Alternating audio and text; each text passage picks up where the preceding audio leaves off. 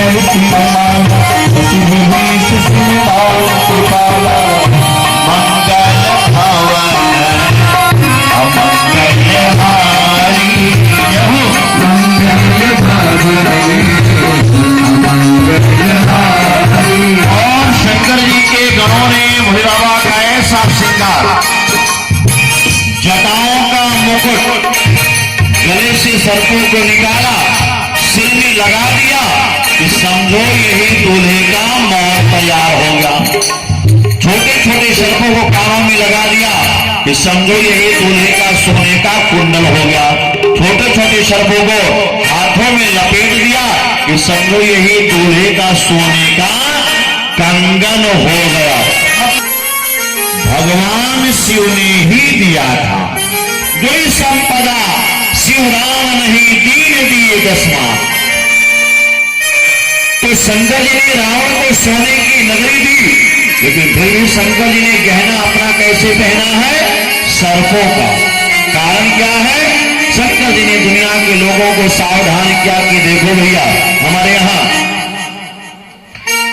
नीति शास्त्र कहता है आप किसी जाति धर्म के हो, अगर चाहते हो हमारा लोक भी बने परलोक भी बने।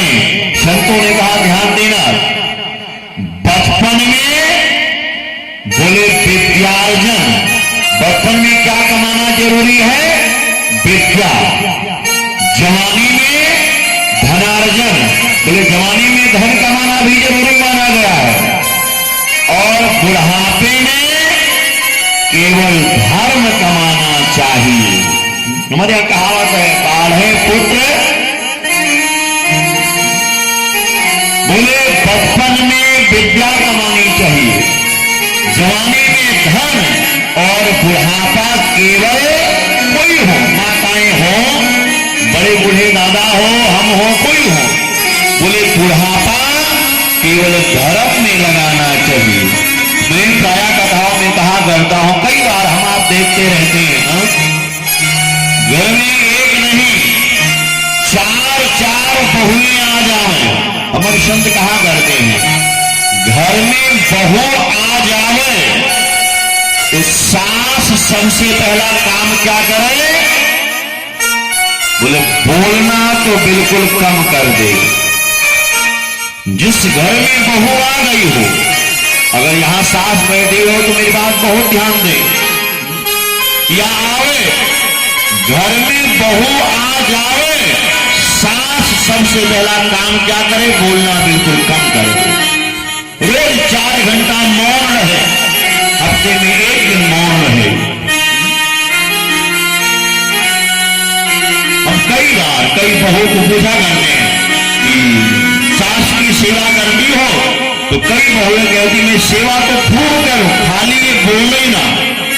सारी बात कहां से बिगड़ जाती है? केवल बोलने से।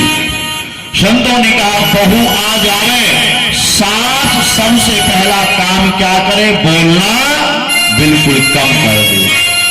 कई घरों में आप देखोगे 2-2 बहुएं आ गई, 3-3, 4-4, फिर भी बूढ़ी मैया सास। कई घरों की दशा, आपके यहां ना भी हो लेकिन कई घरों की दशा, 4-4 बहुएं आ जाए लेकिन बूढ़ी मैया सास अचार का डिब्बा अपने कमरे में रखेगी, घी वाला डिब्बा अपने कमरे में, बढ़िया वाला चावल। अगर किसी के घर में ऐसा हो तो आप खुद बताना, विचार करना कि कितना दुर्भाग्य है। घर में 2-2, 3-3 बहुएं लेकिन बूढ़ी मैया सास। एक बात मैं कहा करता हूं, सब्जी बनावे कौन? बहू। सब्जी काटे कौन? बहू। फिर भी बूढ़ी मैया सास रसोई घर में 2 चक्कर फालतू में लगाएगी। क्यों? कहीं बहू को आलू ज्यादा ना काट ले। अब बताओ, बुढ़ापे में संतों ने कहा ये चीनी चाय पत्ती मत रखाओ, आलू मत रखाओ, अचार का डिब्बा मत सिल दो। घर में बहू आ जाए तो केवल 2 काम कीजिए, समय से भोजन और समय से भजन कीजिए। लायक बहू है तो भी सौंप दीजिए, नालायक बहू है। जब बहू नालायक होगी मान लो तो आप पड़ोसी को तो दोगी नहीं, देना तब भी उसी को है।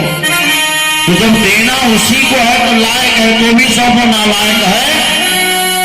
बाकी तो संतों ने कहा बचपन में विद्यार्जन, जवानी में धनार्जन और बुढ़ापा केवल धर्म कमाने के लिए बना है। बाकी तो संतों ने कहा संसार में अगर सुखी रहना चाहते हो, क्योंकि सारी विपत्ति का कारण आपका